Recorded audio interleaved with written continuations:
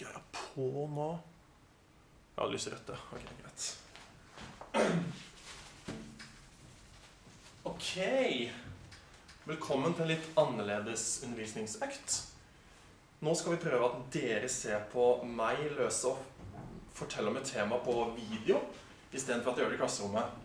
Og på denne måten så kan dere spille tilbake. Dere kan se på det her om igjen hvis dere ikke forstod noe. Og ja, dere kan se på det I fred og stillhet og flere ganger. Alright? Temaet vi skal snakke om I dag utenlandske penger, eller valuta, som det også heter. Og som dere ser her, har jeg tegnet 2 bokser.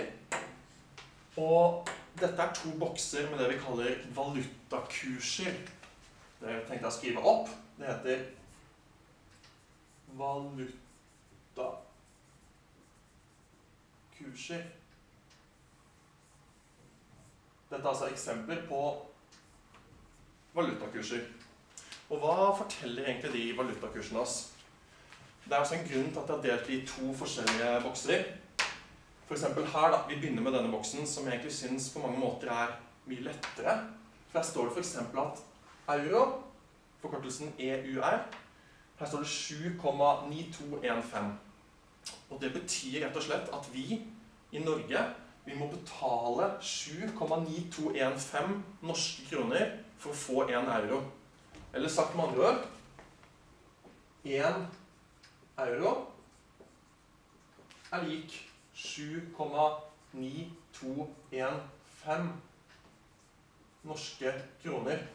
Så hvis vi skal gå I banken og si hei, jeg vil kjøpe 1 euro, så koster det 7,9215 norske kroner. Så hvis vi I banken og sier at vi vil ha 2 euro for eksempel, vil ha litt mer euro altså, da må vi så klart betale dobbelt så mye av den kursen, eller 2 ganger kursen, for å finne ut hvor mye norske kroner det kommer til å koste oss. Så vi tar 2 ganger 7,9215, og det blir, på utslappen min, 15,843 norske kroner. Eller ca. 16 kroner. Så 1 euro koster ca. 8 norske kroner, og 2 euro koster ca. 16 norske kroner. Men, ikke sant, dette ganske enkelt. Hva hvis vi for eksempel skal ha litt mer spennende beløp? Så hvis vi tar en oppgave på det, la oss si, oppgaven spør oss om, hvor mye 70 euro I norske kroner? Da kan det være lurt å ha en formel som kan regne ut det for oss. Og vi ser at det begynner å ligne på noe her. For å finne ut hvor mye norske kroner vi må betale for euro, så må vi ta eurokursen, valutakursen til euro, og gange med antallet. Så jeg må rett og slett bare ta antallet vi skal kjøpe, som 70 euro, og gange det med kursen. Akkurat som jeg gjorde her oppe, med 1 og 2, nå må jeg ta gangen med 70. Og 70 ganger kursen for euro, det blir 554,51, og det betyr at jeg har funnet norske kroner, eller forkortelsen NOK. Så 70 euro koster 554 kroner og ca. 50 øre norske penger. Og da ser vi at vi kan lage en formel for det her hvis vi vil finne hva som helst I euro.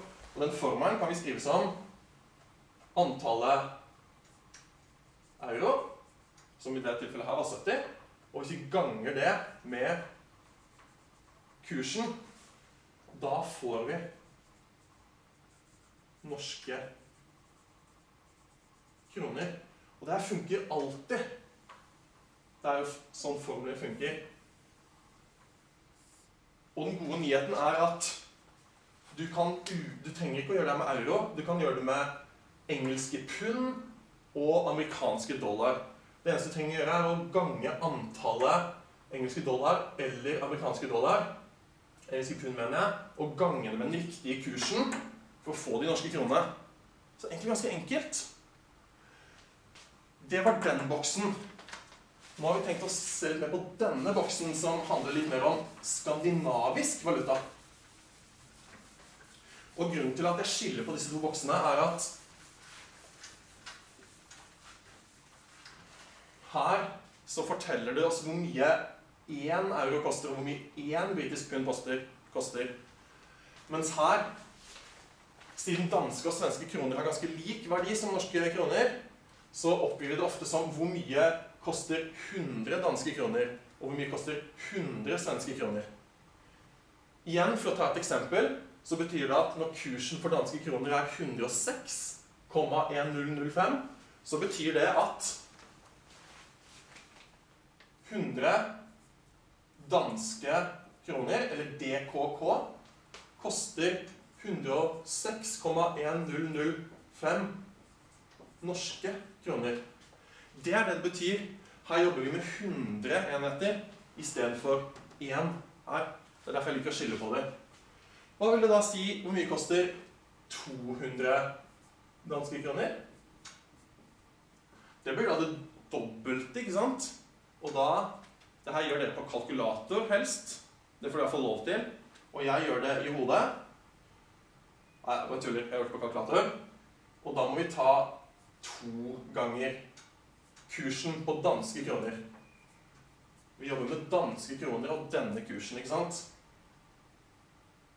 Og dette, 2 ganger 106,1005, det blir cirka, eller ganske nøyaktig, 212,2010 norske kroner. Så 200 danske kroner er lik 212 cirka norske kroner. Ok, hva er formelen for å regne med denne valutaen som vi snakker om i 100? La oss si at en oppgave spør oss om hvor mye er 756 danske kroner i norske kroner. Når vi jobbet med det her, så kunne vi bare ta antallet utenlandsk valuta og gange med kursen. Men her, siden vi har oppgitt hvor mye 100 danske kroner koster, så må vi faktisk dele det på 100 for å finne ut hvor mye 1 dansk kroner koster.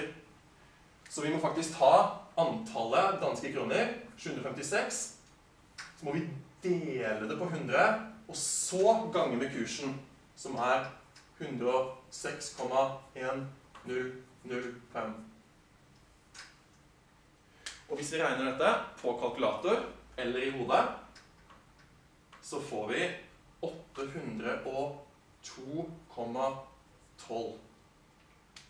Og hva betyr det? Det betyr at 756 danske kroner koster 802,12 norske kroner. Så det er en liten forskjell i valutaene, selv om det ikke er så stor som euro og pund og amerikanske dollar. Men ser vi en formel ut fra det her, en som kan gjelde for både danske kroner og svenske kroner? Yes, det har vi. Og denne formelen, den ser sånn ut. Vi må ta antallet utenlandske penger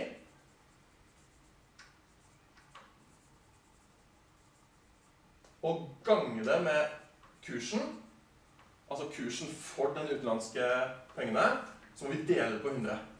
Og da får vi, akkurat som eksempel over, norske kroner. Så dette er en formel som gjelder for alle valutakurser, der det blir oppgitt hvor mye 100 av en valuta koster. Den formelen her kan vi bruke på danske og svenske kroner. Den eneste forskjellen på den formelen her, og den som sto der, er at vi må dele på 100.